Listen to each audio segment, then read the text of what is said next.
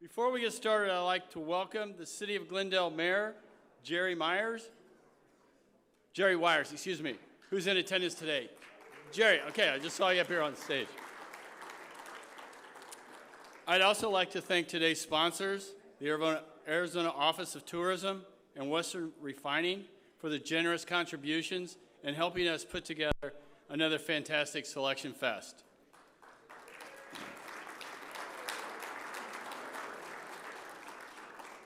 And finally, I'd like to welcome our founders in attendance with us, Carl Eller. He's in the back over there. And Jim Meyer.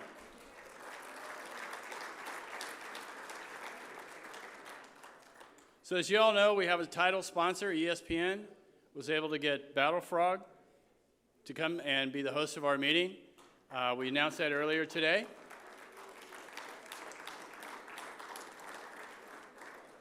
At this time, I'd like to invite the Arizona Office of Tourism Executive Director, Debbie Johnson, to join me.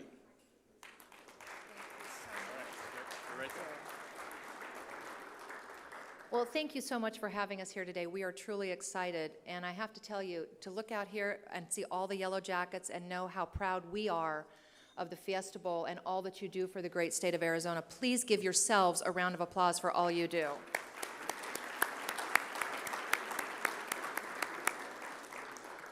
We feel very blessed to have been in partnership with you for so many years, and we know that that partnership is strong, and we look forward to continuing that partnership for years to come. We really know how much you all do for tourism in Arizona that just enhances what we do, and it is so heartfelt for us to say thank you to you for what you do. We know that your events are more than just football games, and that's really important to us. We know that the Fiesta Bowl is a tradition, and we know that you're helping us educate visitors around the world about what a wonderful travel destination Arizona is. Because of the bowl games and the parades, the events, everyone around the world gets to see Arizona for what it truly is, a warm, welcoming, vibrant destination. These events have tremendous economic impact to our state, and I don't have to tell you all that. You all know the economic impact that you have for Arizona. We know that the teams show up and they have devoted fans, and they come here and they spend money not just on lodging but on shopping and on restaurants and really around the state. Our job is to encourage them to visit the entire state, not just Maricopa County. We want them to get to the entire state, and we know that you help us in doing that. So with that, I just want to say I can't wait to hear who's coming to Arizona in a few weeks, and thank you again for all that you do for Arizona and for tourism. Thank you.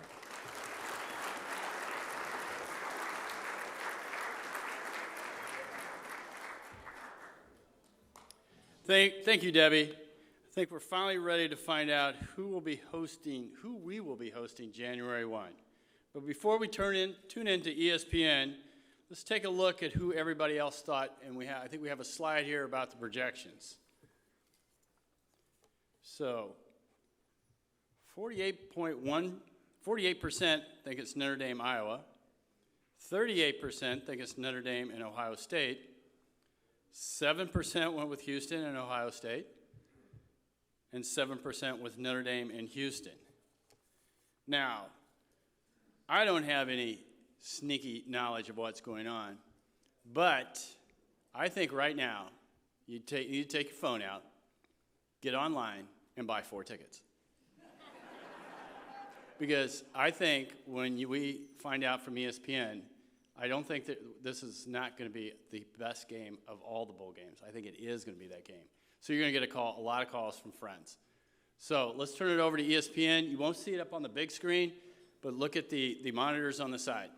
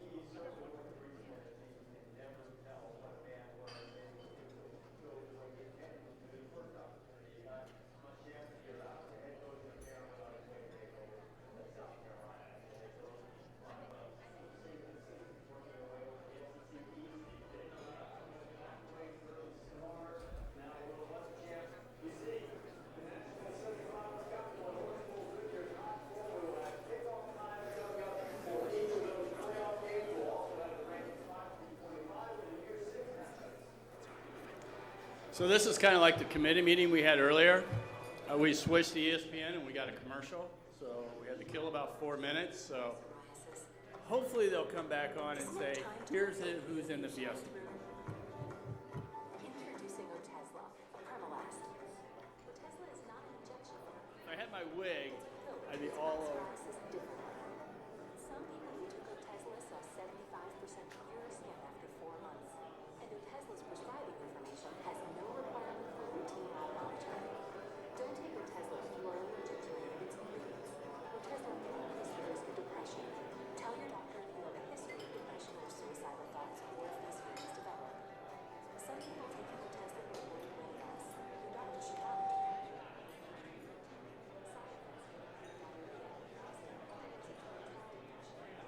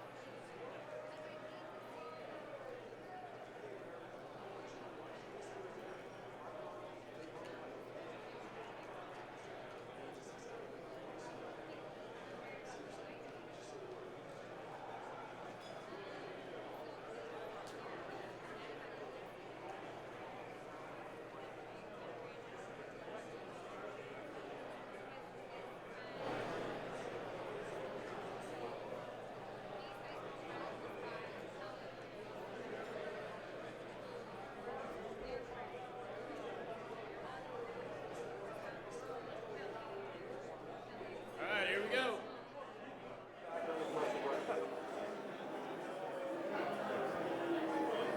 But Jesse Palmer, Chris Fowler, Heather Dinich, Castor thousands throughout this college football playoff selection day. We've talked a lot about the semifinals and the teams in the top 4, but as we cross the 3 o'clock hour in the East, the committee's work is done now in the rankings 5 through 25, which in many cases will have an impact on who plays in the other big bowl games in the New Year's Six bowl games. So now, let's take a look at the rest of the committee's work, starting at number 25, USC, after winning the Pac-12 South, stays in the rankings at number 25, slipping 5 spots. What could have been for Tennessee?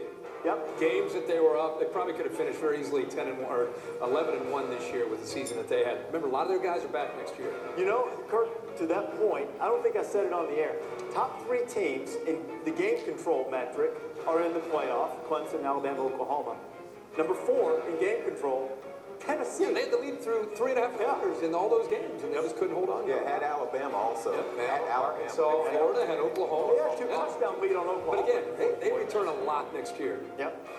Good opportunity for Butch Jones. See where the Volunteers are going to wind up in the bowl pecking order. You mentioned Keenan Reynolds, midshipman. They can get in the final We'll see ranking. them with game day this week. Absolutely. In Philly. That'd be, Do I get to go? come on aboard. Yeah, come on. Want to jump in for the Is that Army? an invite? Yeah. Come on. You're always invited. Why not? You're not invited. LSU sticking in the top 20. Oklahoma State losing a couple of games, including Bedlam late. What was a de facto Big 12 championship game?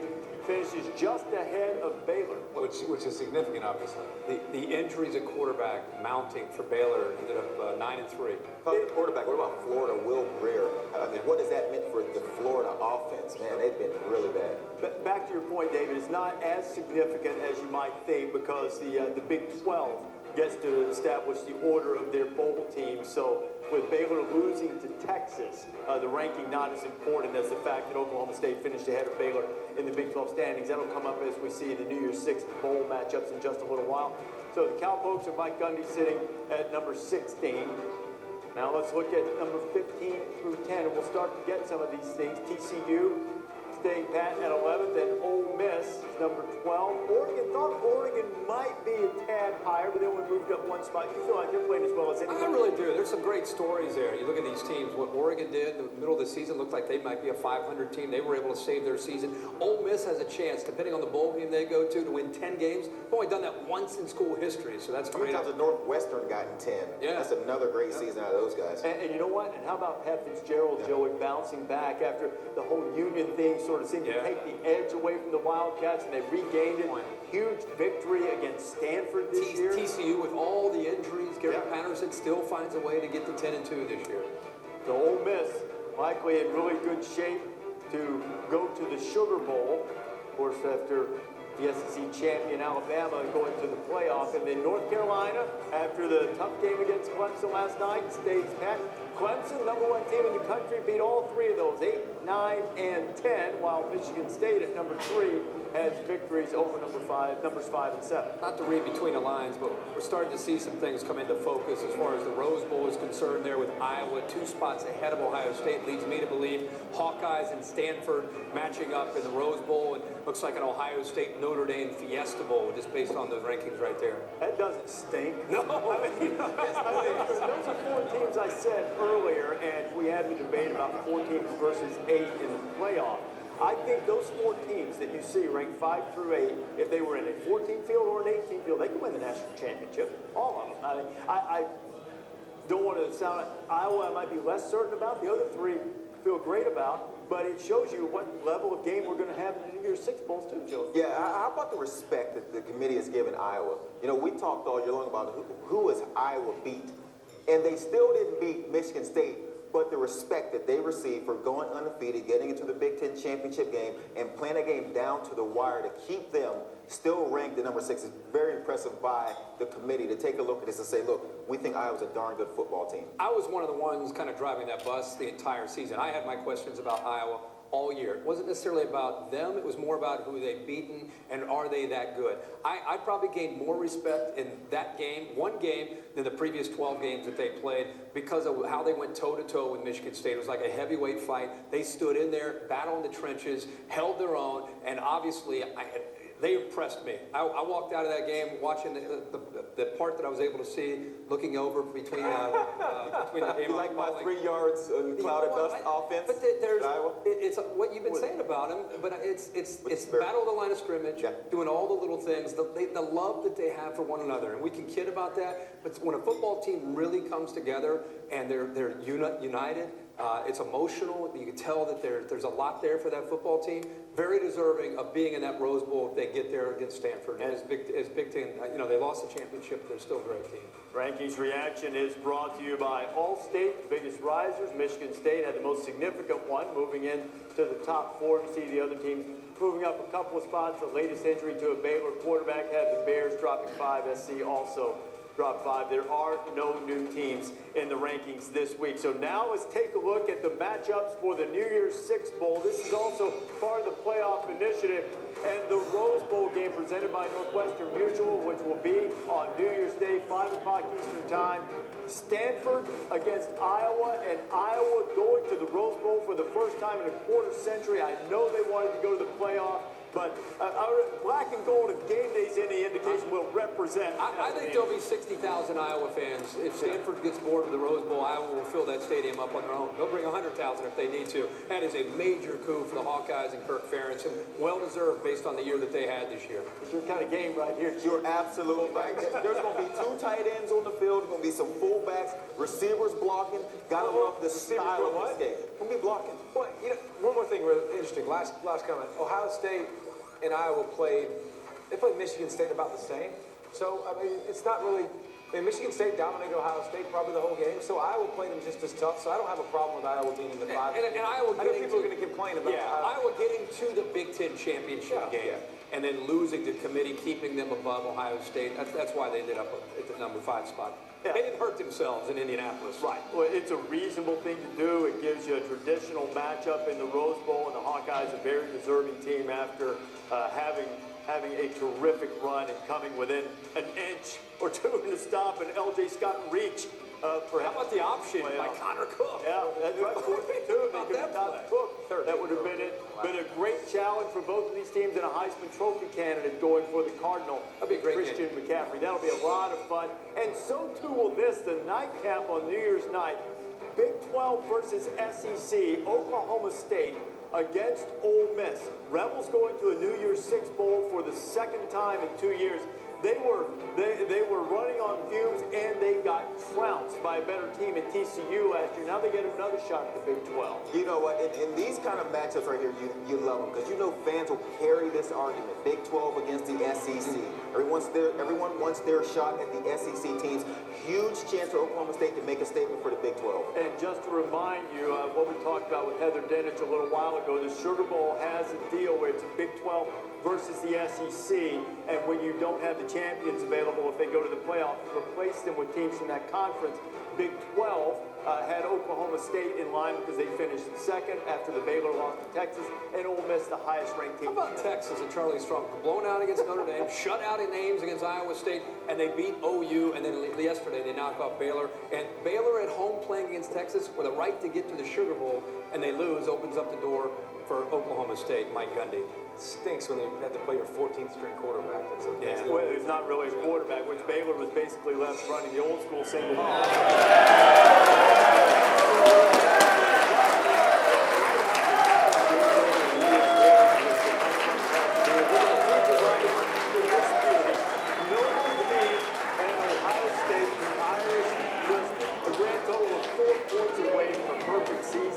Did I tell you to go buy 4 tickets? I warned you, they're gone. This game is going to be officially sold out.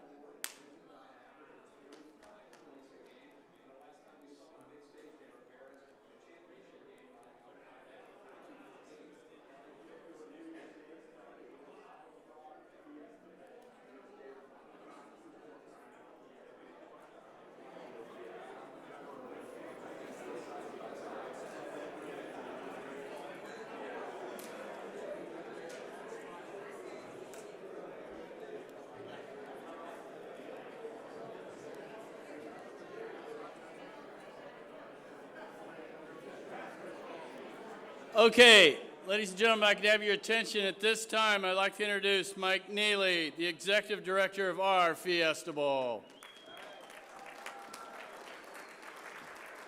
Thank you, Tim. Well, one more time, we have a game. We have a game.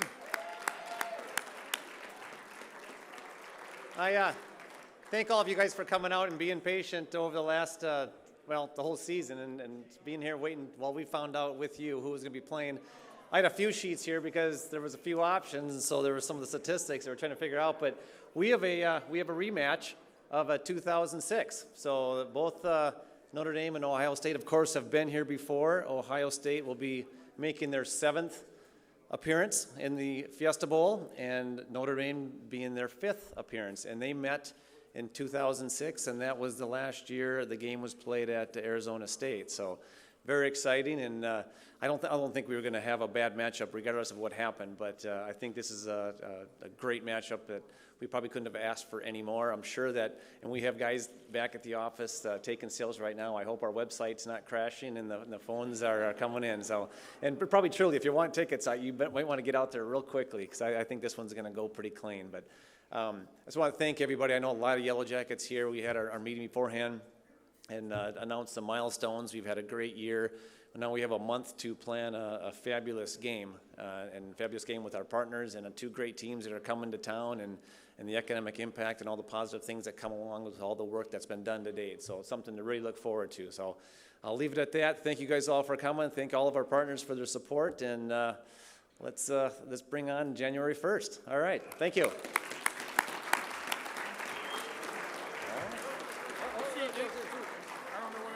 Okay. All right, just a couple things. So we went through the percentages of who thought was coming. And of course, being 48%, there's several of you who picked, 38% picked Ohio State and Notre Dame. So through a random draw, Gannon Thiel has won the prize. He's a new member somewhere around here. All right. I just want to remind everybody, I've told you now twice, you better buy your tickets now, because they're not going to be lasting long. I would encourage you not to call, but go to the website. Reach out to your clients right now. We talked about the second season. This will all go to credit for fundraising for next year. And I just don't think for either game, we don't know the Cactus yet, but we'll probably have a fairly good idea of who's coming. But I think those seats are going to be limited as well. So, hope everyone is going to come to the Battle Frog Fiesta Bowl and the Motel 6 Cactus Bowl. So, thank you for coming. Enjoy the rest of your afternoon.